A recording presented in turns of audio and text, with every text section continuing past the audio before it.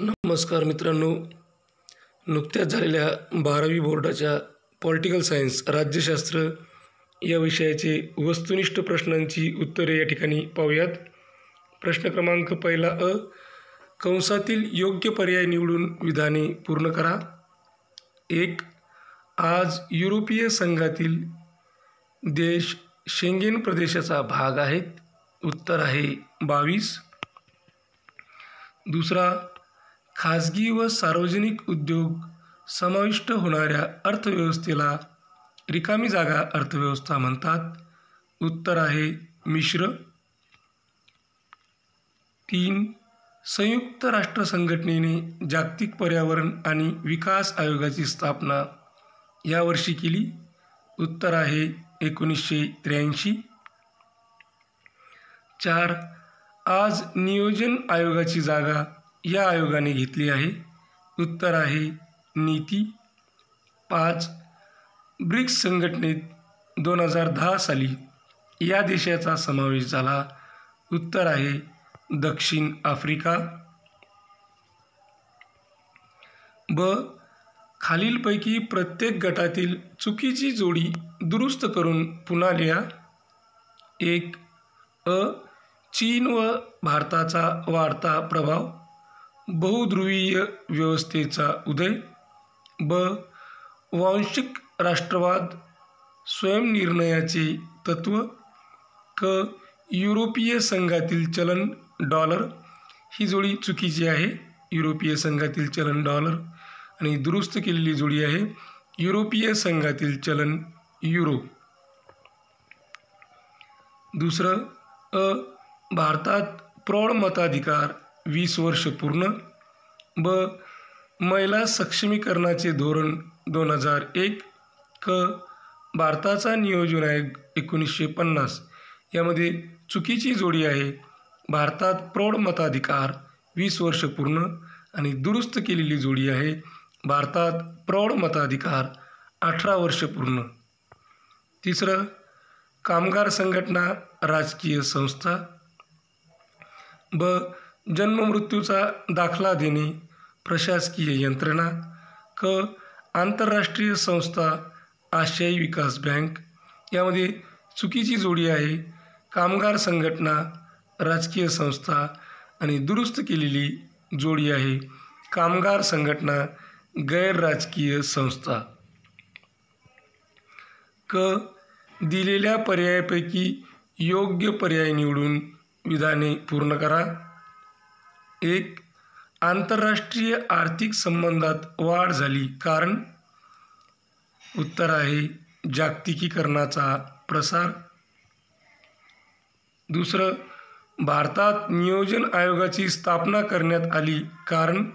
उत्तर आहे जनतेचे राहणीमान सुधारणे व सर्वांगीण विकास घडवून आणणे. तिसरं, युनिलिव्हर ही ट्रान्सनॅशनल कंपनी आहे कारण. उत्तर आहे ती कोणत्याही एका राष्ट्राला बांधील नाही. चौथं, प्रादेशिक वादाचा विकास झाला कारण.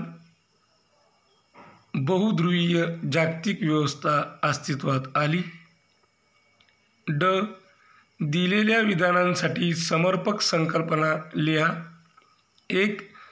जेव्हा एक देश इतर देशावर लष्करी बळाच्या वापराशिवाय प्रभाव पाडते.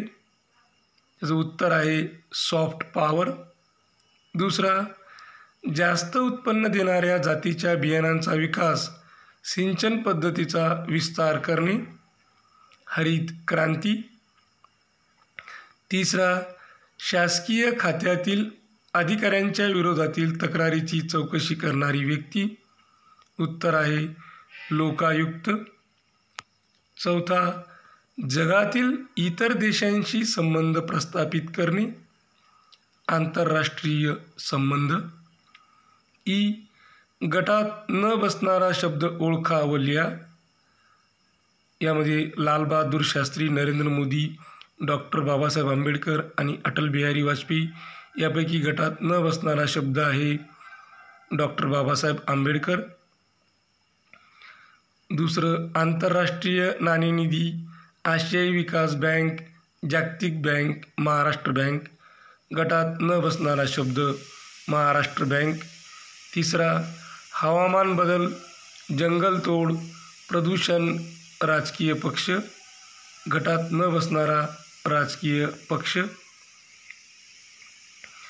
चौथा सार्कचे सदस्य राष्ट्रे भारत, नेपाळ, श्रीलंका, चीन आणि गटात न बसणारा शब्द आहे चीन. त्यानंतरचा प्रश्न आहे संकल्पना चित्र पूर्ण करा. 1992 रिओ दी जेनेरिओ अर्थ समिट. 1972 स्टॉकहोम परिषद. 2002 जोहान्सबर्ग अर्थ समिट आणि 2012 रिओ+20 किंवा रिओ अर्थ समिट.